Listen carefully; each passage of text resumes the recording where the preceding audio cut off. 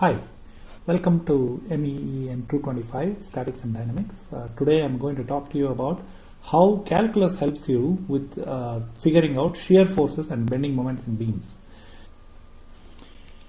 The idea behind calculus is to enable us to do certain calculations very easily. For example, here you can see there's a beam with a nice setting.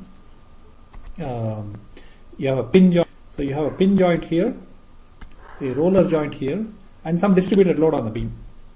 What you want to be able to do is not just find a shear force or bending moment inside the beam like what we do in class at only one spot, but throughout the beam. So you want to be able to draw the shear force function at various locations in the beam so that I can look at it and say, wow, here shear force is very high.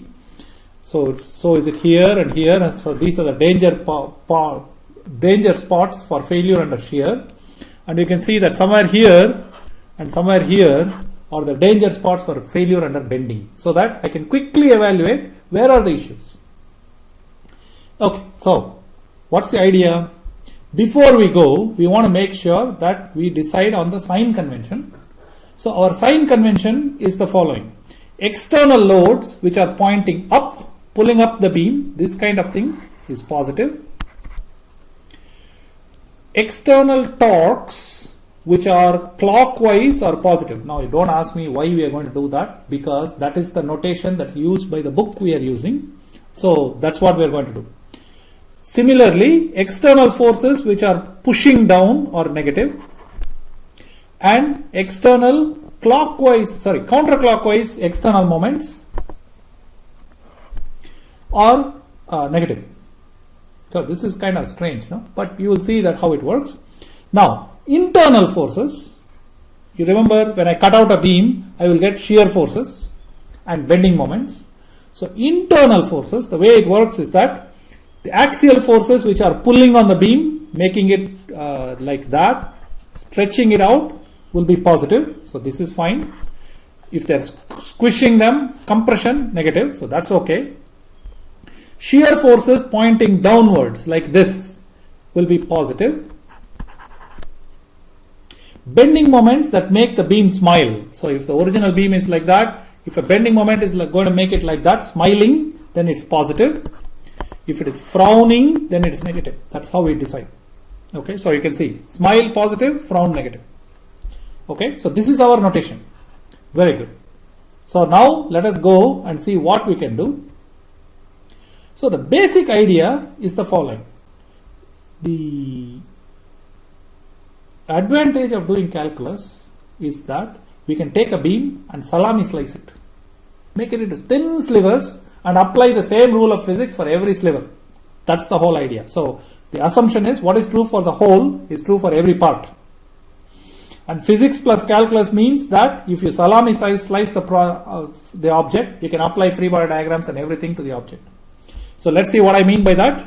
So you can see this is just for fun. So you can see how a industrial salami slicer works, and you can see how fast it can slice it. There, can you see that? That's what we are going to do to the beam, right? It's just fun for us to do. So the way we are going to do is we're going to start with a beam. Here is our notation to make it positive. Here is our original beam. Can you see that? So I'm going to salami slice just this chunk. So I'm going to cut it off here and here, and when I do that, I will get a small chunk of the beam whose width is dx. Okay, on this side, so remember x is increasing like that. So on this side, I have a positive shear force which is v plus dv. This is positive, and a positive bending moment m plus dm. So notice positive, positive. On this side, I have positive moment m and positive moment v. And then on top of the beam, there is the distributed force, notice pulling, so this is also positive. Now what we are going to do is, we are simply going to sum all the forces vertically downwards positive, and I will get on this side, I got v plus dv, that's this guy. Then I've got going up v, so that's negative. And then I have going up p of x, so if I do my equilibrium equations, it is minus p of x dx.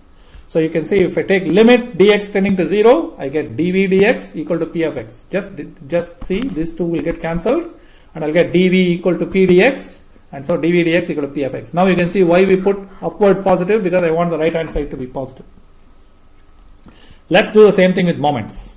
Now this is a little bit tricky. I'm going to take moments around this point. So if I take moments around this point, so this is a concentrated moment, so m plus dm. This is a other side moment, so it's minus m. So you can see that if I take moments around this, this is going v times dx, so that's minus v dx. And then this distributed load has, total load is p dx, it's operating at dx over 2 like that. So p dx times dx over 2 divided by 2. So again m gets cancelled.